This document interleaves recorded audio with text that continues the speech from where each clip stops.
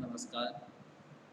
राजकीय कन्या महाविद्यालय सवाई माधोपुर के यूट्यूब चैनल पर बीए भाग द्वितीय वर्ष प्रथम प्रश्न पत्र हिंदी साहित्य के प्रथम प्रश्न पत्र की कक्षा में आप सभी का पुनः मैं डॉक्टर रविंद्र कुमार मीणा बहुत बहुत स्वागत करता हूँ। अब तक हम दो कवि पढ़ चुके हैं। आज की कक्षा में हम रीतिकालीन रीति सिद्ध माफ कीजिए रीति मुक्त काव्यधारा के प्रमुख प्रतिनिधि कवि जो आपके पाठ्यक्रम में शामिल किए गए हैं उनका परिचय पढ़ेंगे और उसके पश्चात उनकी जो कविता है वह पढ़ेंगे। तो आज हम जानेंगे रीतिकालीन रीति मुक्त काव्यधारा के प्रतिनिधि कवि घनानंद के जीवन परिचय, उनका काव्य परिचय, काव्य रचनाएं और काव्यगत प्रमुख विशेषताएं, ये घनानंद के परिचय में हम आज जानेंगे। देखिए, रीतिकाल घनानंद जो है रीतिकालीन जो कविता है उसे हमने प्रारंभ में आपको बताया था कि रीतिकालीन जो कविता है वह 3 काव्यधाराओं में प्रभावित होती रही है और उनमें से जो रीतिबद्ध, रीति मुक्त, रीति सिद्ध 3 काव्यधाराएं थी। तो रीति मुक्त जो काव्यधारा थी वह उस काव्यधारा के प्रमुख जो कवि थे। रीति मुक्त में क्योंकि अनुभावक के तौर पर रीति जो मुक्त है उसे भक्ति, नीति, प्रबंध और क्रिटिकल जो काव्य है, नाटककार आदि बांटा गया है। लेकिन रीति मुक्त स्वच्छंदतावादी जो कविता थी रीतिकाल की, वह रीतिकालीन जो प्रेम, श्रृंगार, सौंदर्य का जो स्वच्छंदता पूर्वक जो प्रेमानुभूति चित्रण करने वाली जो कविता थी उसे रीतिकालीन रीति मुक्त काव्यधारा कहा गया। घनानंद के परिचय के तौर पर सबसे पहली बात ये आती है कि घनानंद रीतिकालीन रीति मुक्त या घनानंद रीतिकालीन जो स्वच्छंदतावादी प्रेम काव्य था उसके प्रमुख प्रतिनिधि और श्रेष्ठ कवि थे। दूसरी बात, ये जो कवि हैं घनानंद, इनका उनके काव्य में क्या कुछ था, कौन कौन सी रचनाएं थी, हम बाद में पढ़ेंगे। पहले थोड़ा सा जान लेते हैं कि घनानंद का समय क्या था, अर्थात घनानंद का जीवन काल। तो घनानंद के जो जन्म और मृत्यु के संदर्भ में विद्वानों में मतभेद रहा है, लेकिन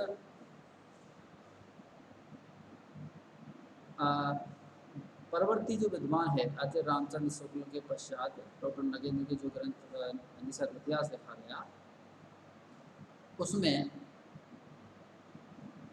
इन्होंने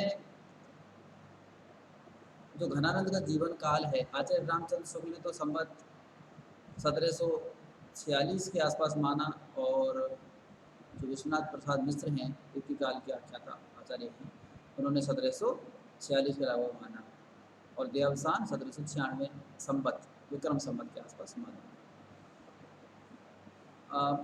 तो परवर्ती जो विद्वान हैं उन्होंने घनानंद का जो जीवन काल है वह 1689 ईस्वी सन की हम बात करें तो 1689 ईस्वी में इनका जन्म और 1739 ईस्वी के आसपास इनका निधन माना गया है। अर्थात जो घनानंद जी हैं इनका जीवन काल जो है 50 वर्ष का लगभग रहा। घनानंद रीतिकालीन जो दरबारी परंपरा के कवि थे और चूँकि रीतिकाल में जो कवि थे, अधिकतर कवि किसी न किसी राजाश्रय में रहते थे और राजाश्रय में रहकर कविता की रचना किया करते थे। घनानंद भी उन्हीं में से एक थे। घनानंद के बारे में किंवदंतियाँ हैं कि वो मुग़ल दरबार और ये कि मुग़ल दरबार के मुग़ल साम्राज्य के जो मोहम्मद शाह रंगीला नामक जो मुग़ल सम्राट थे, उनके दरबारी कवि थे और उनके दरबार में रहकर ये कविता किया करते थे। ऐसी मान्यता है। एक किंवदंती घनानंद के संदर्भ में जो लोग विचलित है और उनके जीवन में पूरा आमूलचूल परिवर्तन लाने वाली है, उन्हें एक श्रेष्ठ प्रेम मार्ग की प्रेम की पीड़ा की अमर गायक कवि बनाने वाली घटना है। उसके संदर्भ में कहा जाता है कि घनानंद को गायन का भी शौक था, संगीत का भी उन्हें कुछ ज्ञान था, और लेकिन वो सार्वजनिक स्थल पर गायन नहीं करते थे। कभी कभार वो अपने एकांत में ही गायन किया करते थे, लेकिन अच्छा गाते थे। राज दरबार में इस बात का पता था। राज दरबार में एक समय का प्रसंग है, ऐसा किंवदंती घनानंद के संदर्भ में है कि मोहम्मद शाह रंगीले के दरबार में किसी मंत्री दरबारी ने सम्राट से कहा कि जो ये घनानंद हैं बहुत ही अच्छा गाते हैं, आप उनका जो संगीत है, जो गाना है वो सुने। तो जो मोहम्मद शाह रंगीला था, उन्होंने घनानंद से गाने के लिए कहा। तो घनानंद ने ऐसा कहा जाता है कि ध्रुवपद गाने के लिए कहा, और ध्रुवपद गाने से घनानंद ने मना कर दिया। जो घनानंद से अधिक उनके व्यक्तिगत जीवन के बारे में जानते थे और उनसे ईर्ष्या करते थे, उनमें से किसी ने सम्राट को सूचना दी कि अगर आपके दरबार की जो नृत्यांगना वेश्या सुजान है, वह घनानंद से अगर कह देती है गाने के लिए, तो घनानंद मना नहीं करेगा। और घनानंद को उस बात की अपेक्षा नहीं थी कि सुजान उनसे कहेगी, लेकिन राज्य आदेश को मानना पड़ा और सुजान ने घनानंद से गाने के लिए कहा। और जब कहा तो घनानंद सुजान के कहने को टाल नहीं पाए और उन्होंने सम्राट की तरफ पीट कर अर्थात मुंह फेर कर बहुत ही तन्मय होकर के ध्रुपद गाया, जिससे सुनकर राजा मोहम्मद शाह रंगीला बहुत खुश हुए। लेकिन समाप्त होने के पश्चात उनको ये आभास हुआ कि इसमें तो मेरा अपमान हुआ है, और उन्होंने तुरंत प्रभाव से घनानंद को राज दरबार से राज्य से बाहर करने का दंड दे दिया और उन्हें तुरंत जो है बाहर निकाल दिया गया। घनानंद को इस बात उन्होंने राजा के आदेश को माना और सुजान से अब कि मैंने तुम्हारी वजह से गाया और मुझे अब जो है एक तरह से राज्य निकाला दे दिया गया, आप मेरे साथ चलिए। लेकिन सुजान ने उसे अस्वीकार कर दिया और घनानंद सुजान की जो यादें हैं, सुजान का जो रूप सौंदर्य है, सुजान का के प्रति उनके मन में जो प्रेम की अनुभूति थी, चाहे वह एक निष्ठी हो, एक पक्षीय ही हो, उसे लेकर के हमेशा हमेशा के लिए वृंदावन चले गए। और ऐसा कहा जाता है कि जो घनानंद है, वृंदावन में जाने के पश्चात कृष्ण की भक्ति में उन्होंने स्वयं को लीन कर लिया। तो घनानंद की कविता में आप सुजान घनानंद बार बार पढ़ोगे तो वो प्रतीक के तौर पर घनानंद इसका प्रयोग किया है अपने प्रेमिका और अपने इष्ट कृष्ण के लिए। चैतन्य संप्रदाय में घनानंद वृंदावन में जाकर दीक्षित हो गए थे, ऐसा जो है माना जाता है। ये तो घनानंद और वो वृंदावन में जब तक रहे तब तक अपनी प्रेमिका सुजान की यादें उनके सौंदर्य, उनका रूप सौंदर्य, उनके प्रीति, मन में जो अथाह प्रेम की जो गहरी अनुभूति थी और उसकी अ, उपेक्षा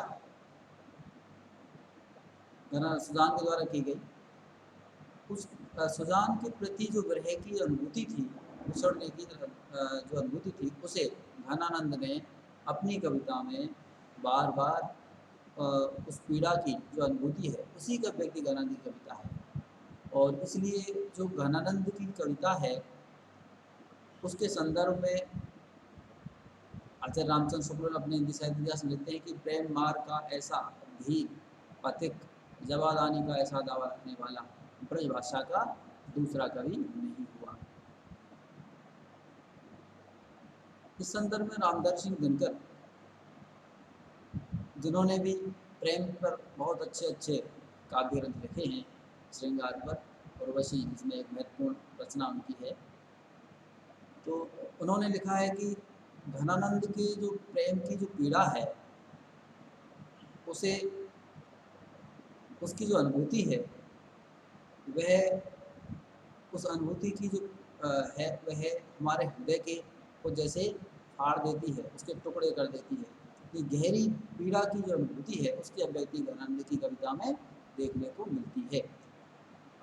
तो ये घनानंद की जो काव्य है उसमें मुख्य रूप से प्रेम की जो अनुभूतियाँ हैं, सौंदर्य, प्रेम सौंदर्य का चित्रण, इसके अलावा जो ग्रह की जो विविध अवस्थाएं हैं उसका सजीव मार्मिक चित्रण घनानंद ने पूरे सूक्ष्मता के साथ बहुत ही व्यापक रूप में चित्रण किया है और वो स्वच्छंद रूप से उन्होंने उसका चित्रण किया है। मन की जो नैसर्गिक पीड़ा है, जो अनुभूति है ग्रह की, उसका चित्रण घनानंद की कविता में आप देख सकते हैं। तो यहाँ हम घनानंद की जो रचनाएं हैं अक्सर आपके परीक्षा में पूछी जाती है कि घनानंद के प्रमुख रचनाएं, कोई दो रचनाओं के नाम लिखिए, और प्रतियोगी परीक्षाओं में सीधा कि ये रचना किसकी है ऐसा भी पूछा जाता है। तो उस दृष्टि से हाँ, एक बात और कि घनानंद का जो जीवन काल है, ऐसा माना गया है कि जो नादिर शाह ने आक्रमण किया था 1739 ईस्वी के आसपास दिल्ली पर, तो जो कत्लेआम हुआ था उसमें घनानंद भी मारे गए और 1747 ईस्वी में उनका देहांत हो गया। ऐसा ये किंवदंती उनके जीवन के जो अंतिम काल है उसके संदर्भ में कही जाती है। घनानंद के जो रचनाएं हैं, लगभग 41 रचनाएं विद्वानों ने बताई हैं, लेकिन उनमें से प्रमुख रचनाएं जो हैं मैं आचार्य रामचंद्र शुक्ल अपने हिंदी साहित्य के इतिहास में गिनाई। उनमें सुजान सागर, विरह लीला, सुजान सागर, विरह लीला, कोकसार, रस केली वल्ली, कृपाकंद, ये महत्वपूर्ण रचनाएं घनानंद की हैं। घनानंद की जो कविता है मुक्त काव्य है, और मुक्त काव्य जो है उसमें मुख्य रूप से उनके कवित्व सवैये उसमें हैं, दोहे भी उन्होंने लिखे हैं, लेकिन मुख्य रूप से कवित्व और सवैये उनके काव्य में है। तो घनानंद की जो कविता है उसका संकलन घनानंद कवित्व के नाम से एक पुस्तक में मिलता है, और महत्वपूर्ण पुस्तक है। उसी में से जो छंद हैं आपके पाठ्यक्रम में घनानंद कवित्व में से आपके पाठ्यक्रम में लिए गए हैं।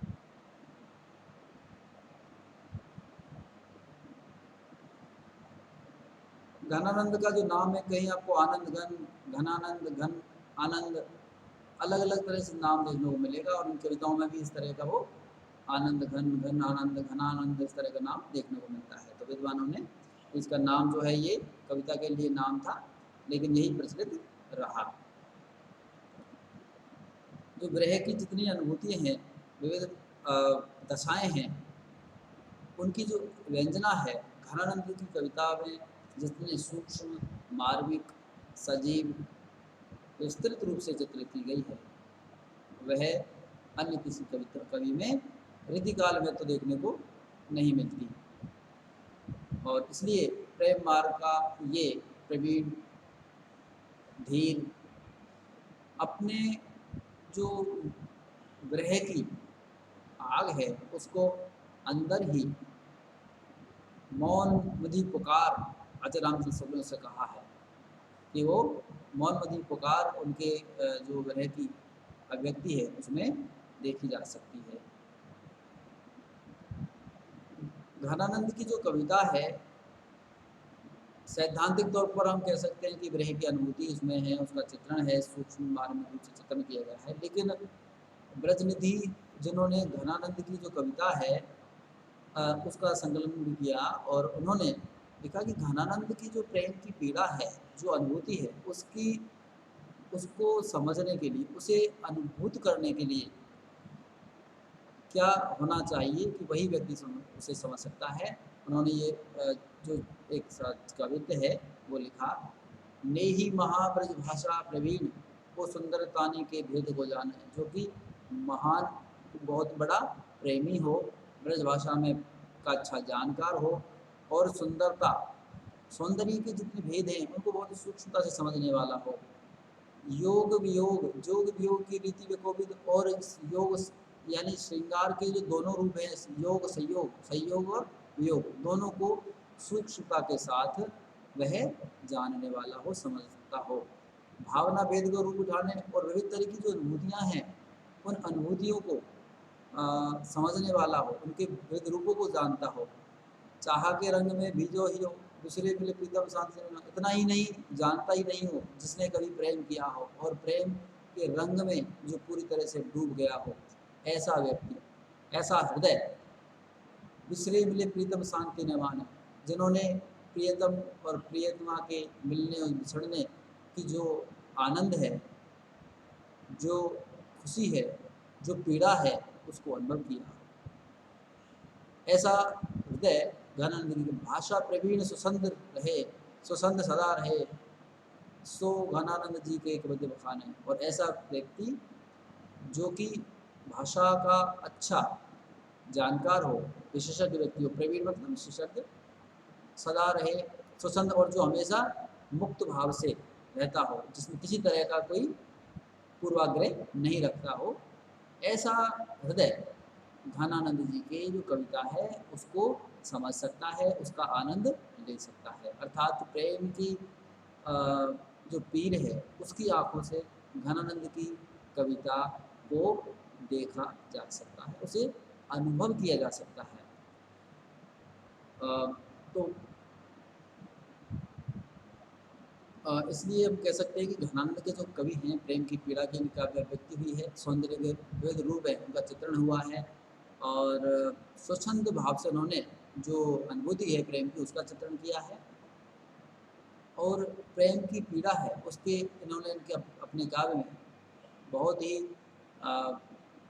सूक्ष्म अभिव्यंजनाएँ उसमें देखने को मिलती है। इनकी जो ब्रज भाषा है वह लाक्षणिक मुहावरेदार ब्रज भाषा है और जिस तरह से लक्षणा व्यंजनात्मक रूप ब्रज भाषा का देखने को घनानंद की कविता मिलता है वैसा किसी अन्य रीतिकालीन कवि में देखने को नहीं मिलता। तो ये आप ध्यान रखेंगे। रीतिकालीन इनकी जो कविता है घनानंद की उसमें एक और बात कि मैंने जैसे कहा कि आपके काव्य में कवित्व और सवैया मुख्य रूप से कवित्व छंद ही हैं, तो वो आप ध्यान रखें।